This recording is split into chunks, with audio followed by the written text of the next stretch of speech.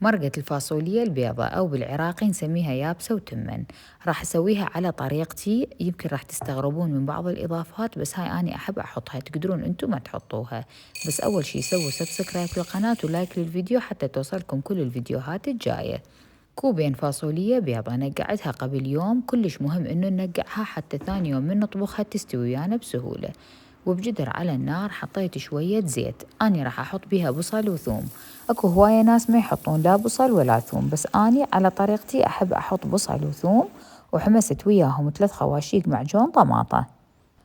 وبهاي الوصفة وللسرعة حبيت أستعمل حوسة البندورة من الكسيح أو حوسة الطماطة، اللي هي تجي طماطة مطبوخة ويا بصل وثوم وتكون مقشرة ومقطعة وجاهزة.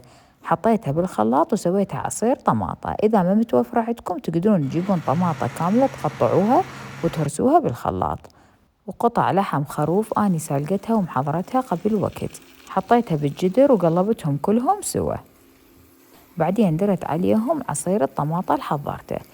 وأي وصفة تسووها بيها معجون طماطة أو عصير طماطة لازم تحمسوه كلش زين، لأن بعدين الأكلة يصير بيها طعم غريب إذا ما نحمسوا زين. وأرجع أقولكم إنه هاي طريقتي. أكو هواية ناس ما يحطون أصلا عصير طماطة ولا يحطون بصل ولا يحطون ثوم، وأكو يسووها بدون لحم. لازم أوضح لكم إنه الأكل بالنهاية إله أكثر من طريقة، فكل واحد عنده طريقته بالطبخ، وكل واحد يحب يحط إضافة من عنده حسب ذوقه وحسب ذوق عائلته. طبعا الفاصوليا أنا منقعتها قبل يوم وسلقتها على النار ساعة تقريبا، وذبيت مي السلق وبعدين رجعت درتها بالجدر، ودرت عليها شوية من مي سلق اللحم وشوية مي حار مغلي. ممكن تحطون بس مي حار بدون مي سلق اللحم، والبهارات بس ملح وفلفل أسود، وممكن تضيفون كمون على مود النفخة. وآخر شي وهاي إضافة من عندي، حطيت علبة ثانية من حوسة البندورة. طبعا هي الفاصوليا الأصلية ما بيها قطع طماطة، بس أني أي مرقة أحب أحط بيها قطع طماطة. وحطيت فلفل أخضر حار، هذا هم حسب الرغبة. نغطيها ونعوفها تنطبخ نص ساعة تقريبا.